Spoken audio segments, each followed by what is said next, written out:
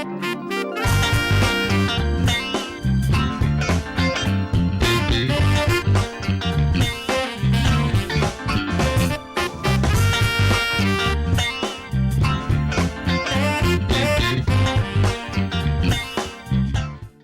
I'm Joyce Woodworth. Welcome to the Spirit of Winona.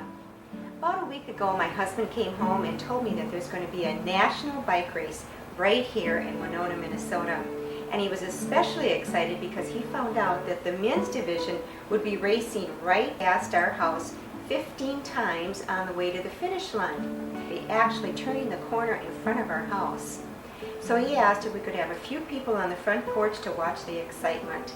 And of course I said, sure. I'm thinking, what, that's going to be a few drinks, a plate of cheese and crackers. I can handle that. So a couple days ago I asked him, well, who's all coming? And he said, well, I invited about 40 people, but not all of them can come. So now I'm thinking, wait a minute, that calls for way more than cheese and crackers. I'm going to have to dig into my recipe box and get some hors d'oeuvre ideas. Well, today I'm going to share some of these ideas that I found with you. And I didn't want to give up my cheese idea, so we're going to start with the cheese. And this is especially easy, and what makes it so easy is the fact that I have a helper. This is Kirsty Fremlin who's going to help me today.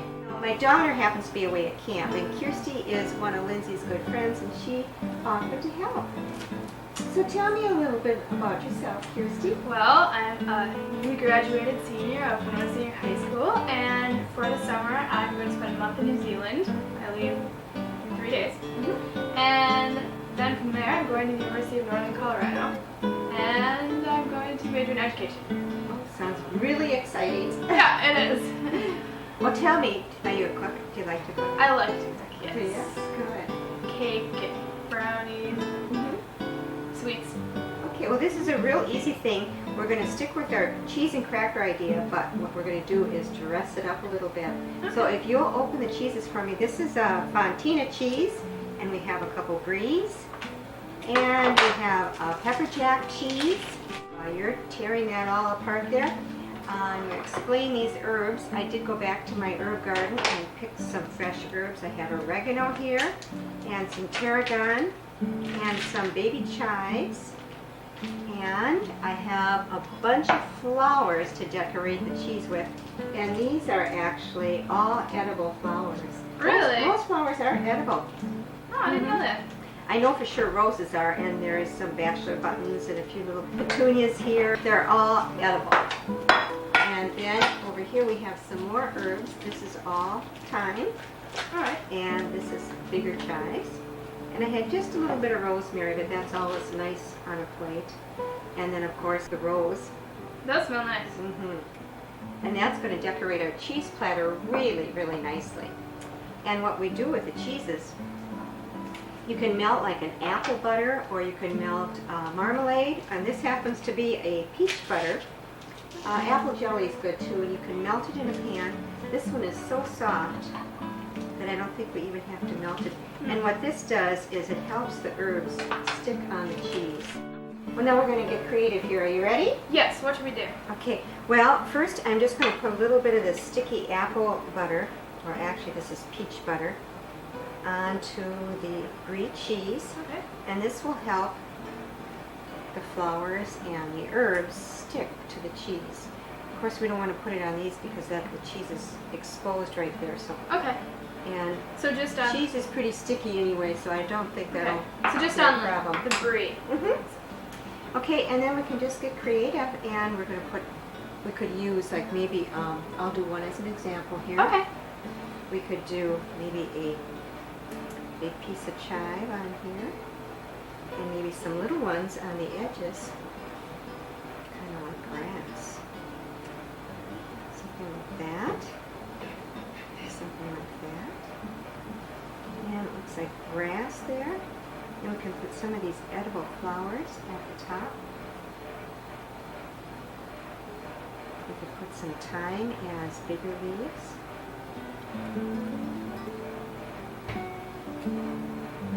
Now, we don't want to scare people off with too many of these green things, because then they'll think it's not edible and they'll be afraid to cut into it. But just a little bit for a little looks and to dress it up. That's cute. Okay, well, All right. get So, started and we'll can see go to what we town. can develop here.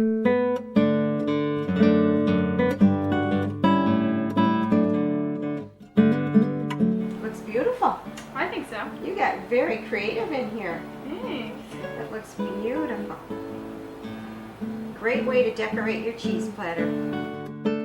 The Great River Energy Bicycle Festival brought to Winona over 50 of the top women bicycle racers in the world and over 90 of the top men bicycle racers. The Winona Road Race was the first stage of a 3-day race ending in Stillwater, Minnesota. Host families were found throughout Winona to house the riders.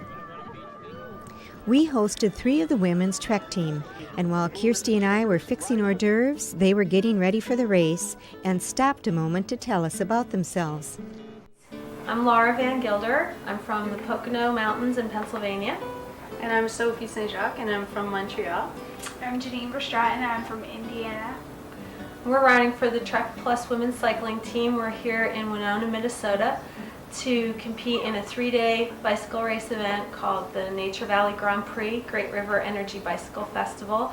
We do a road race here today in Winona, a criterium tomorrow in St. Paul, Minnesota, and then Stillwater on Sunday. And we're looking forward to all the spectators being out to cheer us on and to riding our best here. Okay, good luck, girls. Thank you. The next hors d'oeuvre we're going to prepare is bruschetta. The ingredients are Roma tomatoes, basil, olive oil, salt and pepper, garlic, and toasted French bread. Well, I'll let you chop up these tomatoes mighty fine. And for every cup of tomatoes that we have chopped, we need 2 tablespoons of basil and 2 tablespoons of olive oil, a little salt and pepper to taste, and a half a teaspoon of chopped garlic. One thing you can do, which is real easy if you want fresh herbs all year long, is plant your basil in just a small pot like this and then let it sit in your window all winter long. Kirsty, the reason that we use Roma tomatoes is Roma tomatoes aren't quite as pulpy inside as a regular tomato, so then therefore they're not as juicy, so that when you do end up putting them on the toast, they don't soak up into the toast. All right. And when you get a cup of that put together, we'll put it in the bowl, put the garlic in. Should be about a teaspoon of garlic and a half. About how many tomatoes does it take to make a cup, do you think? Oh, I bet it's going to take about 1 1/2. That's what I would say. We'll find out. I don't spill them.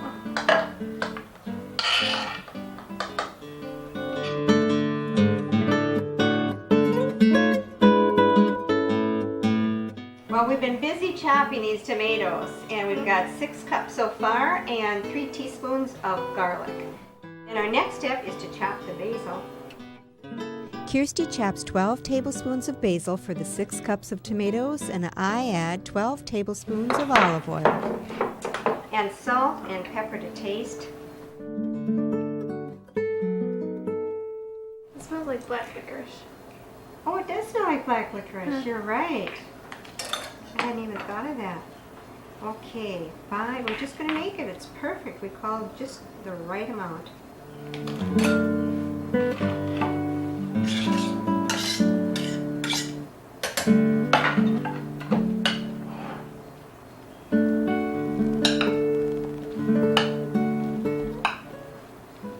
And there we have bruschetta.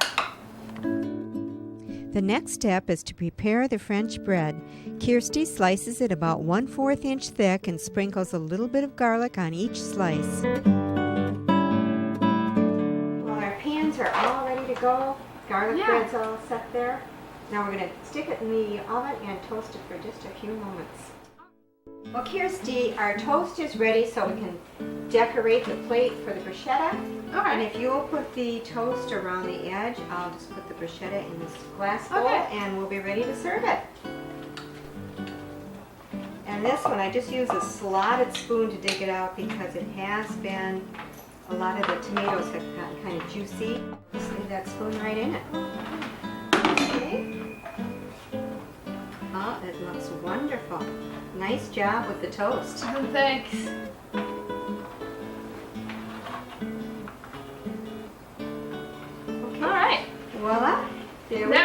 another hors d'oeuvre. That is an easy one, isn't it? Yeah. And it's always tasty and it's very popular.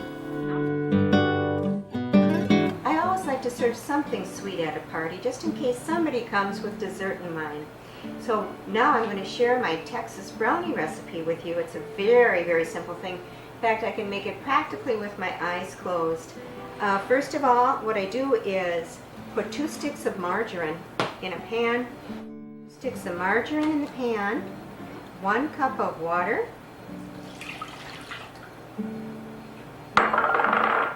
turn it on and let that start boiling. And then I take my Hershey's cocoa and 4 tablespoons of that. Just boil it up. In the meantime, in a large bowl, 2 cups of flour,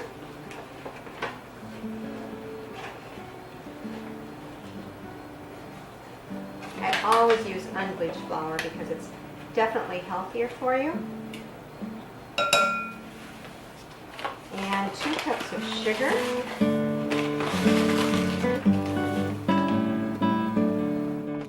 also a teaspoon of baking soda,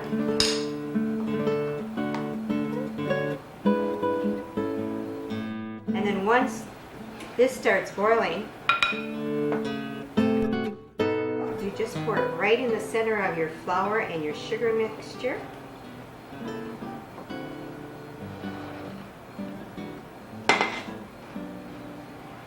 And in that, you take a teaspoon of cinnamon,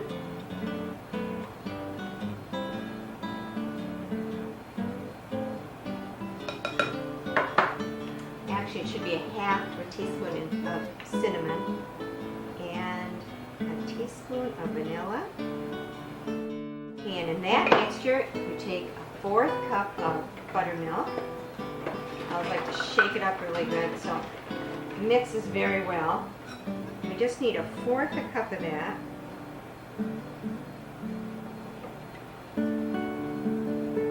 And 2 eggs.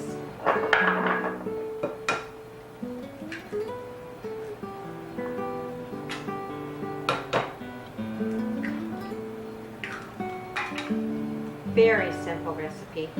Takes about 5 minutes to prepare. After we stir this all up, we're going to put it in a pan and then stick it in the oven at 350 degrees for 20 minutes. Pour it in the pan. There you have it. They look pretty flat. It'll raise just a little bit, and then after we take it out, after 20 minutes, we'll frost it with a really simple frosting. The recipe for Texas brownies is: boil together 2 sticks of margarine, 1 cup of water, and 4 tablespoons of cocoa. In a separate bowl, stir together 2 cups of sugar, 2 cups of flour, and 1 teaspoon of soda. Add the boiled mixture into the dry ingredients, and then add 1/2 cup buttermilk, 2 eggs, 1/2 teaspoon of cinnamon, and 1 teaspoon of vanilla. Well, the cake has been cooling for a couple hours and it's all ready to frost, and the frosting is very simple. It just takes a stick of margarine and put it in a pan because you're going to boil this on the stove.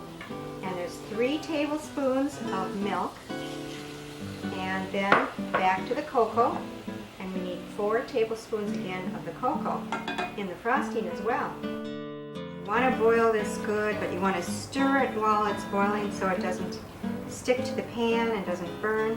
We'll just pour this in the bowl, and it takes about 2 cups of powdered sugar.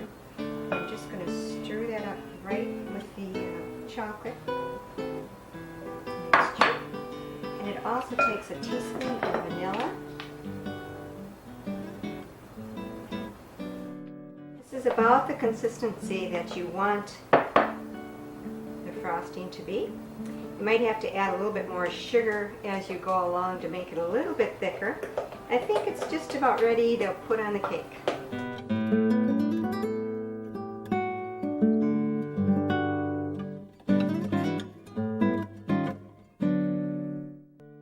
The women began their race at 1:30. They rode 3 times up Waitoka Hill and down into Homer and finished back at Lake Winona for a total of 54 miles. They finished around 4:20 p.m., and one of the girls from the Trek team, Linda Vandergild, finished in first place. Well, the men's race is just about to begin, and here's a really interesting highlight, is we happen to have the winner staying with us of the women's division. This is Laura. Laura, tell me how it was. What was it like to win the race? Oh, it was very exciting. I had 3 other teammates with me today. 3 of us actually made the small group of 7 to come into the finish after the second time of the climb. We split off the main group, and it was so exciting coming into town. There were lots of residents from Winona cheering for us, and being a sprinter, the team set up the sprint for me, and I was able to come out on top and win the race, and it's just great. It's really wonderful to be here. Well, I hope we got you on the finish line. Tell me, how many races do you do a year? I usually do between 60 and 70 events a year, all throughout the country. Here's a real quick and easy recipe for chicken drummies. It's a chicken soy ginger recipe. I got it from my girlfriend who used to live next door. First of all, you take a cup of soy sauce and you just put it in a bowl. You're going to mix all these ingredients up in just one bowl. And you take a cup of pineapple sauce, pour it in with the soy sauce, a cup of sugar. Kirsty was nice enough to lay this all out for me. And we've got a cup of water. Stir it all up when you're all finished. And this is a 4th cup of canola oil. I always like to use canola oil because it's very low in cholesterol. You take a teaspoon of garlic, a teaspoon of garlic salt, and you take a teaspoon of ginger. Stir it all up and you've got a nice marinade here. You have to marinate the chicken wings overnight.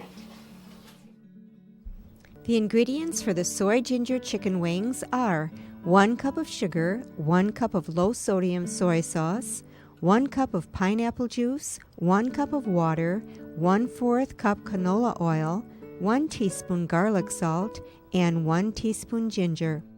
The chicken drummies have been marinating overnight, and they have a nice soaked up brown look to them.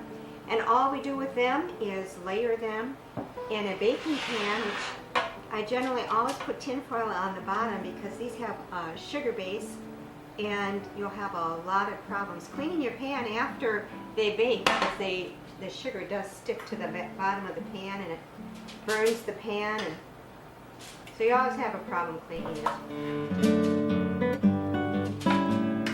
Well, I think the drummies are ready to go. We just put them in the oven for an hour and 15 minutes. Now, Kirsty, this is a really super easy hors d'oeuvre. Looks pretty good. Yeah, it is good. This is a great hit with teenagers.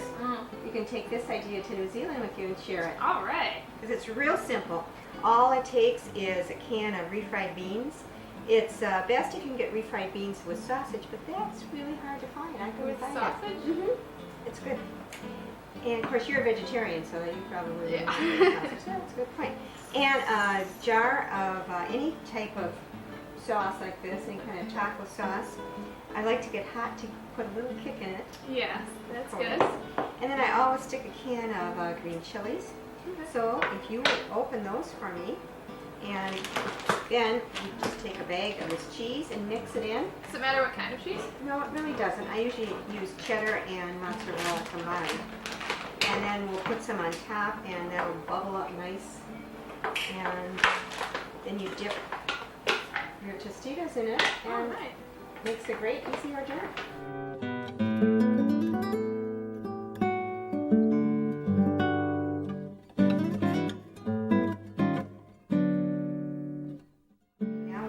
Also put some more cheese on top of it Okay. and stick it in the oven for, it probably takes about 20 minutes. And we'll pull it out when it gets bubbly on top. All right. The cheese gets bubbly. So if I did this in my dorm room next year, Mm-hmm. could I do it in the microwave? Yes, you definitely can do this in the microwave. You can do it in the oven or the microwave. All right. Very simple. stick it in the oven and we'll take it out in about 20 minutes. All right.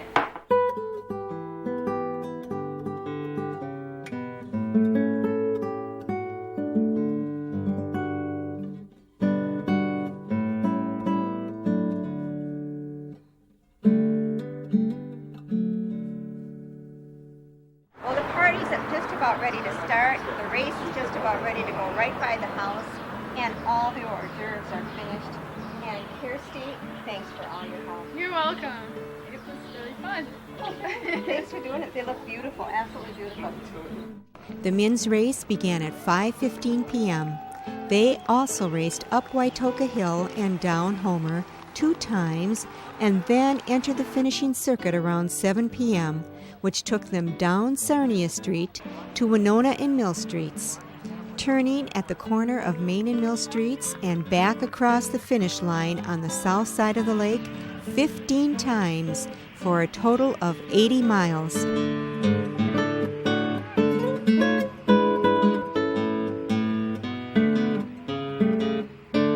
The guests at our house seem to enjoy the hors d'oeuvres and have a great time on a beautiful summer evening. The race was thrilling to watch from our corner. It was just like the Tour de France came to our town to show us how exciting this sport really is.